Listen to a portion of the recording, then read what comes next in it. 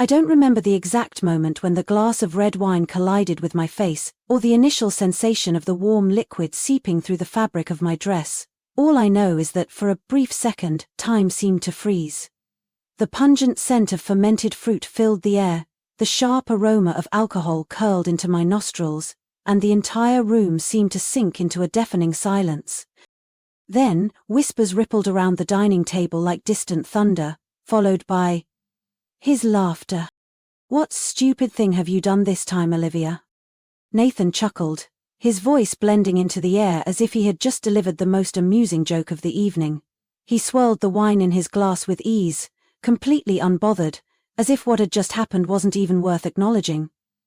His friends, or rather his accomplices in cruelty, glanced at one another. A few of them laughed along, but none of them looked truly comfortable. They were waiting to see how I would react. I blinked, heat rising to my cheeks, not from the wine, but from the humiliation. I had thought tonight would go smoothly, that all I had to do was play the role of the perfect wife, smile at the right moments, nod when necessary, and stay silent when Nathan's stories turned ridiculous. But no, I had become the evening's entertainment. How should I respond? Throw my glass of wine in his face like a scene from a movie? Scream? Run out in tears? No, Nathan would love that. He would relish every second of my breakdown, only to turn to me later when we were alone and say the same familiar words. "You're too sensitive, Olivia. It was just a joke." I inhaled deeply, keeping my expression calm and unreadable. Slowly, I reached for the napkin on the table and wiped the streaks of wine from my skin. My gaze swept over the faces around me. Some people suddenly found their food very interesting, avoiding my eyes. Others looked mildly uncomfortable, but no one spoke up. I pushed my chair back and stood. "Excuse me," I said, my voice unsettlingly steady. "No accusations, no tears." I turned and walked away in silence, leaving Nathan and his laughter behind. I didn't look back. I didn't need to. I knew he was still laughing, shrugging as if it was no big deal. And more importantly, I knew he wouldn't come after me. Nathan never did. I stepped out of the restaurant and into the cold New York night. My breath came out in soft white clouds, my heart pounded, not with anger, but with something else. Something far more dangerous. Clarity. Sharp and undeniable, like a shard of broken glass. I drove home in silence, the only sound being the quiet hum of the tires against the freezing pavement. The city lights blurred past the windshield, flickering across my reflection, empty, exhausted eyes staring back at me. I didn't cry. Not because I didn't want to, but because I was too used to this feeling. I had lost count of how many times I had left a dinner like this, in silence, in shame, torn between forgiving and walking away. But tonight was different. I wasn't angry. I wasn't confused. For the first time, I saw everything clearly. Nathan didn't love me. He didn't value me. He saw me as an extension of his life, a beautiful accessory, a wife who showed up when needed, smiled when expected, stayed silent when commanded. And I had let him. I tightened my grip on the steering wheel, my knuckles turning white from the force. The car turned onto the road leading to the luxury apartment Nathan and I had bought 2 years ago, a place that had long stopped feeling like home. The apartment was dark when I stepped inside. No surprise. Nathan wouldn't be home anytime soon. He would still be at the restaurant, playing the charming host, laughing with his friends, pretending what had just happened was nothing more than a harmless joke. He expected me to wait for him, to listen to his explanation, to forgive him, just like I always had. But he was wrong. I didn't turn on the lights, letting only the glow of the street lamps filter through the curtains, casting shadows across the floor. I sat at the dining table, pulled my laptop closer, and reached for my notebook. The pages were blank, but in my mind the words were already there. I began to write. The first time he humiliated me in front of his friends, it was just a careless joke about my job, a sharp, cutting remark that made everyone laugh. I had felt uncomfortable, but he had only shrugged. "You're too sensitive, Olivia."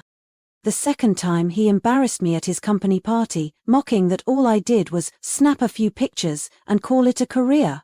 I had forced a smile, swallowed my humiliation and let it go. For his sake. The third time, the fourth, How many more times I had stopped keeping count. But this time, I wouldn't let it go. I set my pen down, drawing in a deep breath, as my heart pounded against my ribs. This wasn't anger. This was awakening. I'd had enough. The sound of the door opening echoed behind me. Familiar footsteps trailed down the hallway. I didn't turn around. I simply flipped to the next page of my notebook. Nathan stepped into the kitchen, his tie loosened, the lingering scent of wine still clinging to him. He stood there watching me, as if waiting for something, maybe an argument, a confrontation, a fight he was certain he'd win. But I said nothing. That threw him off. "What are you doing?" His voice carried a hint of suspicion. Slowly I lifted my gaze, my expression calm but resolute. "Making a list." Nathan narrowed his eyes. "A list of what?" I shut the notebook, set my pen down on the table and tapped my fingers lightly against the leather cover. "A list of everything you've done to me." He let out a short, forced laugh, but I saw it, the tension in his eyes. "Oh, for God's sake, Olivia, have you been watching those ridiculous therapy videos again? Are you serious?" I didn't answer. Instead, I picked up my phone, played a video, and turned the screen toward him. His laughter died instantly. On the screen, the scene from the dinner party played out in crisp detail. Him, the wine, the mocking laughter, every second of it. Nathan froze, his eyes glued to the screen. He swallowed, a small movement, but I noticed. "What the hell?" "I'm not the only one who has this video," I cut him off, my voice ice cold. "A friend sent it to me. They thought I should have a copy." I saw his fist clench at his side, saw the way his eyes narrowed as if trying to figure out who had betrayed him. "Delete it," he said, his voice lower, sharper. "Right now." I tilted my head, studying him.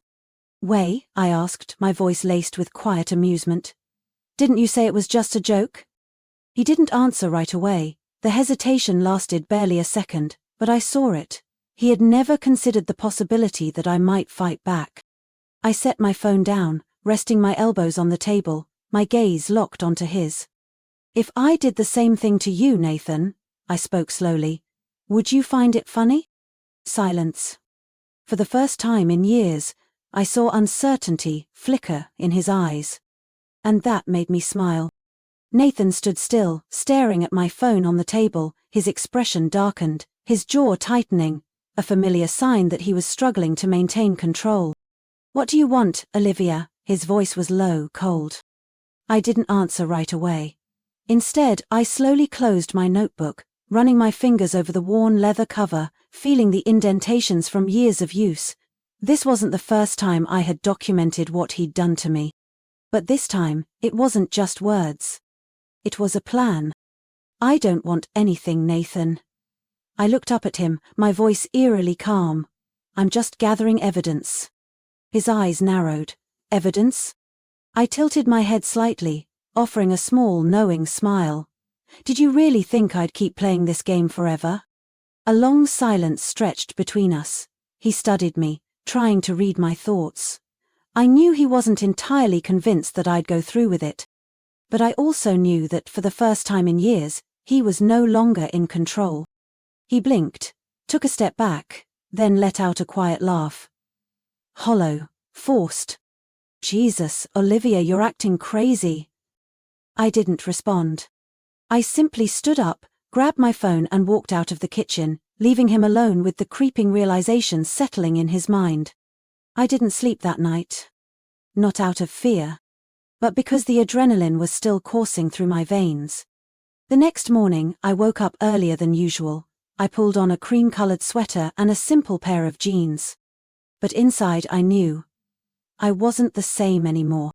I made myself a cup of coffee, sat down at the dining table and opened my laptop. My plan wasn't just confined to the pages of my leather notebook. I pulled up my emails, scrolling through the list of appointments I had scheduled 2 weeks ago. Divorce attorney, financial advisor, real estate office. I had been preparing for this day for a long time. Next step? Separating my finances from Nathan's. I logged into our joint bank account and transferred a significant amount into the personal account I had opened earlier.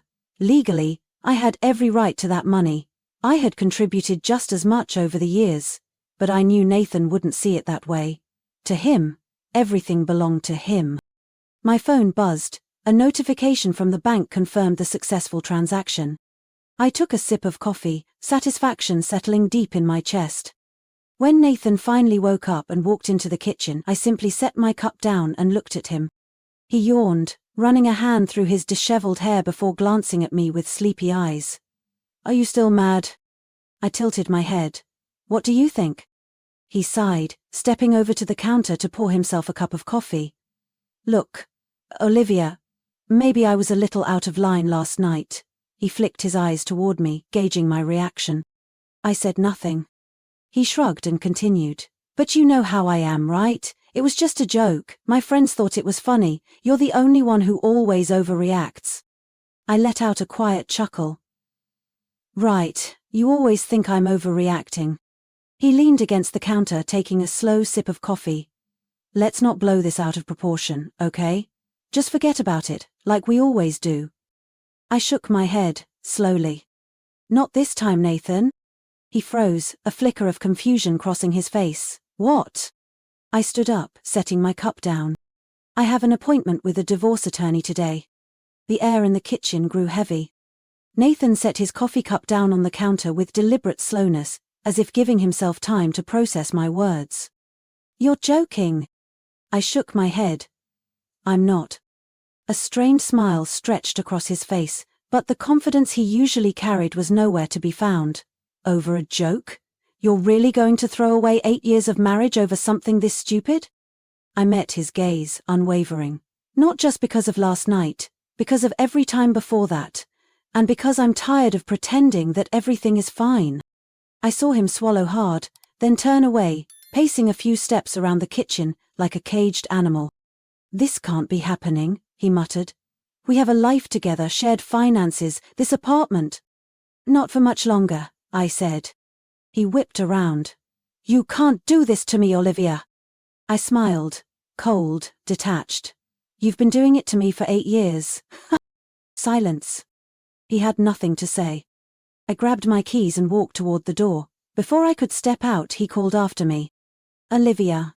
I paused but didn't turn around. "I won't let you take everything from me," he said, his voice lower now, carrying a quiet threat. I turned my head slightly, meeting his gaze with steely calm. "I don't need to take anything, Nathan, you already lost it." I stepped out, leaving him alone in an apartment that soon wouldn't be his anymore. This time, I didn't look back. As I walked to my car, a lightness settled over me, a relief I hadn't felt in years. Sitting behind the wheel, I took a deep breath, my hands still trembling slightly, not from fear, from adrenaline. I had said it. I had told Nathan I wanted a divorce. And this time, he couldn't control me anymore. I drove to the law office where I had scheduled my appointment. Lauren Mitchell, a divorce attorney specializing in cases of emotional abuse. When I walked in, she greeted me with a firm handshake. "Olivia, it's good to meet you," she said, offering a professional but reassuring smile. "Please have a seat and tell me everything." I took a deep breath and started talking. I told her about the times Nathan humiliated me in front of his friends, how he belittled my career, how he controlled me with sharp, seemingly harmless comments that chipped away at my confidence. I told her about the video from the dinner party, the way people had watched me be degraded, the way Nathan had laughed like I was nothing more than entertainment. Lauren listened carefully, jotting down notes in her file. When I finished, she nodded. "I see. Do you have any other evidence besides the video?" I nodded, pulling out my phone and opening a folder of recorded voice memos and screenshots. "I've documented nearly everything, his insults, his messages, even the times he put it in writing." Lauren's expression shifted slightly. Something between surprise and approval. "You're well prepared, Olivia. This will be incredibly useful for your case." I clenched my hands together, feeling as if a weight had been lifted off my shoulders. "So, what's the next step?" I asked. Lauren folded her hands on the desk. "We'll file for divorce this week. I also recommend you completely separate your finances from Nathan's, if you haven't already." I smiled. "I already have." Lauren raised an eyebrow, looking satisfied. "Good. But be prepared. Nathan won't take this lightly. Men like him hate losing control. I nodded. I knew that already. And I was ready. By the time I returned to the apartment, Nathan was there. He was sitting on the couch, one leg crossed over the other, but I could see the tension in every movement. "Where have you been?" he asked, his voice attempting to sound casual but laced with irritation. I set my bag down and took off my coat. I had personal business to take care of. Nathan snorted, setting his coffee cup down on the table. "Personal business? And what about our marriage? Do you really think I'm going to let you destroy it?" I crossed my arms, facing him directly. "Nathan, our marriage has been dead for a long time. I'm just helping you realize it." He let out a dry laugh, but I saw the flicker of unease in his eyes. "You're not going to do this, Olivia," he said, standing up. "You're not going to ruin your own life over a moment of impulse." I raised an eyebrow. "You think I'm being impulsive?" I pulled out my phone, opened my calendar and held it up so he could see the list of legal appointments. His face darkened. "You should get used to this," I said calmly, "because this is just the beginning." He stepped closer, lowering his voice. "Do you really want a war with me, Olivia?" I didn't back down. "No, Nathan, I just want my freedom." His jaw clenched. "You'll regret this." I gave him a faint smile. "No, I won't, but you will." I turned and walked into the bedroom, leaving him standing there, powerless for the first time in his life. And this time, I wasn't going to look back. I didn't sleep much that night, but for the first time in years, I didn't wake up feeling weighed down. As the morning light streamed through the bedroom window, I was ready. Ready for a life without Nathan. There was no need to rush. Everything was already in motion. When I stepped out of the bedroom, Nathan was already sitting in the kitchen, his coffee cup in hand, his expression dark as he watched me. He didn't speak at first, but I could see the tension in every movement, the way his fingers gripped the handle of his mug, the way his eyes narrowed, trying to predict my next move. "So you're really doing this?" he finally said, his voice dry. I lifted an eyebrow. "You thought I was bluffing?" He let out a short, forced laugh, the kind laced with challenge. "Olivia, you can't win this. Do you really think you can walk away from me without consequences?" I crossed my arms and leaned against the counter. "Nathan, I don't need to win. I just need to leave." His face hardened. "You think it's that easy?" I smiled. "No, I don't. But I've prepared for it." I picked up my phone and scrolled through my list of legal appointments, tilting the screen just enough for him to see. Divorce attorney, financial advisor, real estate office. The worry in his eyes was there, even though he tried to hide it. He scoffed. "Do you really think you can take everything from me?" "You won't." I set my coffee cup down and met his gaze. "I'm not taking anything from you, Nathan. I'm just taking back what's mine." His fists clenched at his sides. "You're destroying your own life, Olivia." I shook my head. "No, Nathan. I'm saving it." I walked out of the kitchen, leaving him there, abandoned for the first time. That day, I moved out of the apartment. I had quietly rented a small place a few blocks away, a space I could finally call my own. It wasn't big. It wasn't luxurious like the apartment I had shared with Nathan, but it was mine. Nathan didn't text or call me the entire day. But I knew his silence wasn't acceptance. He was planning. And I was right. That evening, while unpacking, my phone buzzed. A message from Mia, my best friend. "Have you seen it?" I frowned. "Seen what?" I texted back. She didn't reply immediately. A minute later she sent me a screenshot from social media. A post from Nathan. "Nobody is perfect. We all make mistakes. But ruining someone's life over a small misunderstanding, that's not just cruel, it's heartless." I scoffed. He was playing the victim. I scrolled down to the comments. Some of his friends had jumped in to support him, but then I saw others. "A small misunderstanding, I saw the video, no one deserves to be treated like that. If you really feel bad, maybe apologize to her instead of playing the blame game." The more I scrolled, the clearer it became. Fewer and fewer people were siding with him. Nathan had always believed he could control the narrative. But this time, he had miscalculated. I set my phone down, exhaling, a weight lifting from my chest. He was losing control. And I was taking my life back. I didn't reply to his post. I didn't need to. He could play the victim all he wanted. What mattered was what happened next, what he couldn't control. Because this story wasn't his anymore. The next morning, as I sipped coffee in my new apartment, another message from Mia popped up. Nathan's in big trouble. I raised an eyebrow. What do you mean? A minute later she sent a series of screenshots.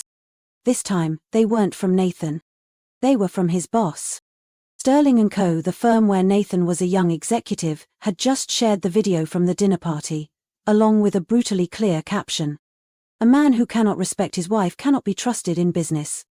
The comments flooded in, some from industry peers, some from clients. Some of the company's biggest clients had started pulling their contracts. I set my coffee cup down and clicked on a freshly published news article. Nathan Hayes, one of the youngest executives at Sterling & Co., faces backlash after a viral video shows him publicly humiliating his wife at a social event. Nathan had underestimated me. But more importantly, he had overestimated himself. Nathan's company had always prided itself on a culture of respect and professional ethics. Now, he wasn't just embarrassing himself. He was bringing public scrutiny onto the company as well. I knew this was coming.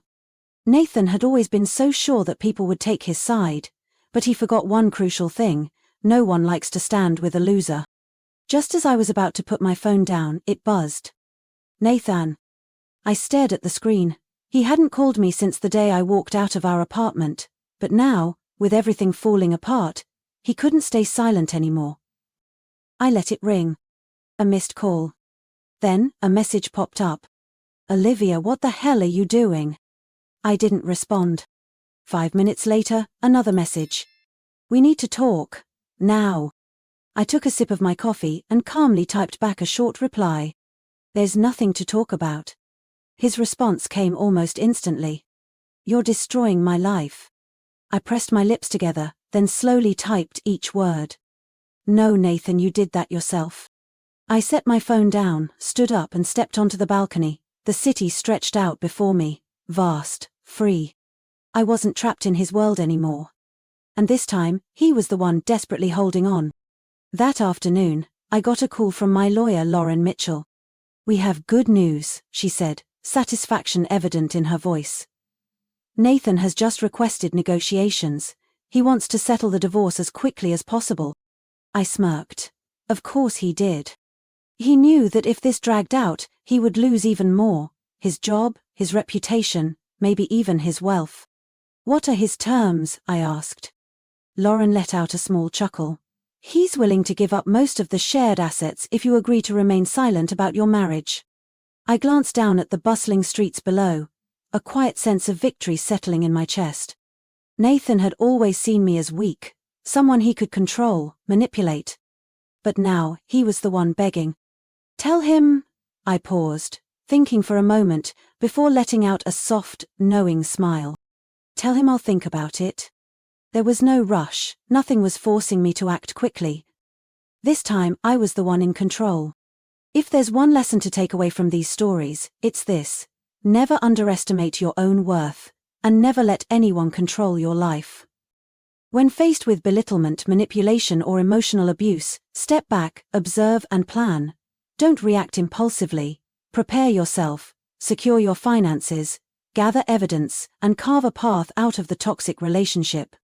Most importantly, once you decide to leave, don't look back. Don't give the person who hurt you another chance. Because your freedom and self-respect will always be your greatest victory. What do you think about these stories? Have you ever experienced or witnessed something similar? Share your thoughts in the comments.